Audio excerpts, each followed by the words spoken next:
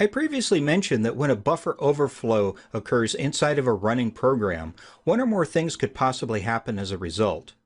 In the real world that as humans live in, the result of an overflow can be a trivial inconvenience, purposeful and beneficial, or have very dire consequences.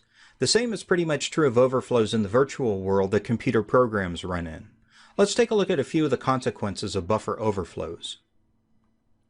Denial of service is a term used to describe a condition in which programs, systems, or networks are prevented from providing information transfer and processing services at an acceptable level of performance.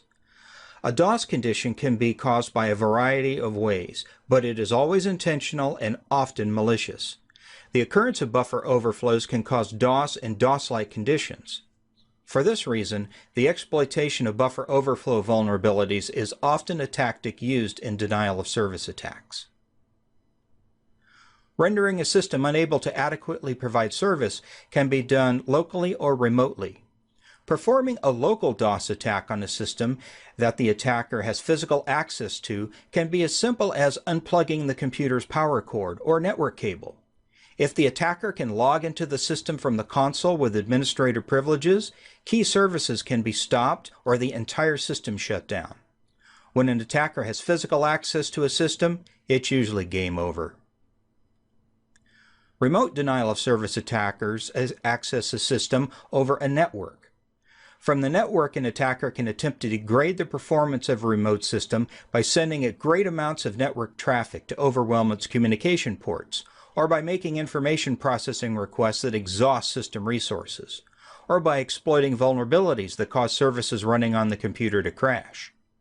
All of these denial of service attacks can use buffer overflow vulnerability exploits to achieve their goals. A key to understanding denial of service attacks is in realizing that they are caused purposely and maliciously. However, there are also non-malicious reasons to cause a denial of service. If you discovered that someone was remotely accessing your computer without authorization, your quickest response would be to unplug your computer from the network, causing a denial of service to the intruder. This action would not be malicious because you are protecting your own assets, but it's a defensive reaction, not an attack. But what about an accidental denial of service condition, such as mistakenly deleting a file or a database, or a network communications device unexpectedly failing, or a server losing power because somebody accidentally pulled its power cord? Because these situations are accidental or natural rather than intentional, they are typically referred to as failures or outages, because the root cause of the problem was not a purposeful act of denial of service. Buffers are used to hold data that is inputted, processed, and outputted by the program's code. Buffer overflow vulnerabilities are capable of changing data in a program in ways that the program's designers did not intend. If the changes result in corrupt data, this may alter how the program operates. If the corrupt data is written to a file, database, or to a communications channel, invalid changes in data outside of the program will occur. When carefully controlled, false information may be propagated by an overflow condition into other systems and databases. Programs also use data to make logical decisions. Each time you use a computer program, you are inputting information to tell the program what to do for you.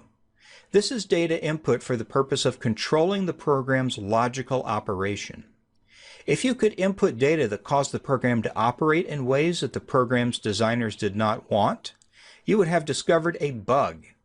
Sometimes a buffer overflow bug can be used to specifically influence how a program behaves. This new behavior may be of a benefit to attackers looking for ways to defeat the security of a system. The next time you log onto an application or a web page, imagine what would happen if, instead of inputting your correct password, you copied and pasted hundreds of random characters into the password field and then hit the Enter key. What would you expect to happen? You should see a message like, "Incorrect username or password," which would be the proper response. You might see some cryptic error message, which could be an indication that your input was not handled properly, and a security vulnerability may exist. But would you be surprised if you were successfully authenticated and granted access? Overflowing the buffer of an input field with unexpected data can cause a failure of the program's logic to select the correct course of action. When you read descriptions of specific buffer overflow vulnerabilities, you will often see the phrase arbitrary code execution, or something very similar. For example, a buffer overflow in the Fun Game application before version 2.3.4 allows remote attackers to cause a denial of service, application crash, or possibly execute arbitrary code via a specially crafted input file. Now we know what a denial of service is, but what is the arbitrary code that can possibly be executed? When an attacker injects information into a buffer to cause an overflow condition, this data can be the machine code of some program the attacker wants to execute on the system. Think of code injection as a really sneaky way to install a program on a computer that the system administrator would not want to run. A buffer overflow vulnerability not only allows program code to be injected into a computer, but also possibly allows the code to be executed and the program started up and run. It doesn't really matter what the code does, as long as it is compatible with the system's operating system and CPU.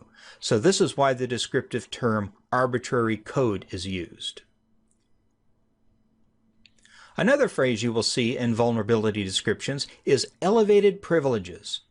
For example, my task list version 1.2.3 contains an input handling flaw that may allow remote attackers to execute arbitrary code or local programs with elevated privileges.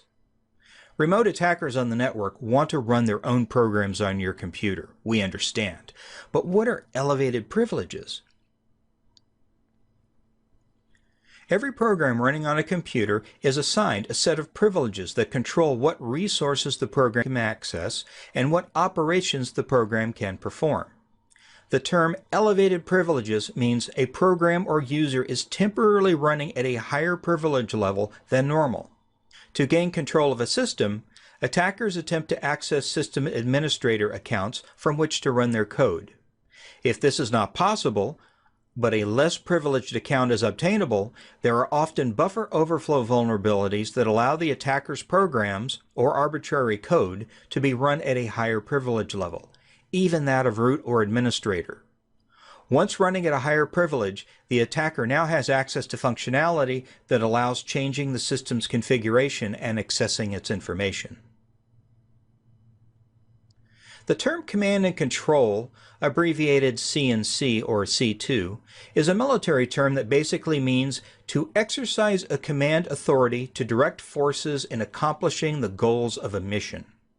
The cybersecurity world has adopted the phrase to describe the taking of illicit command of one or more computer systems by an attacker and using those systems for malicious purposes.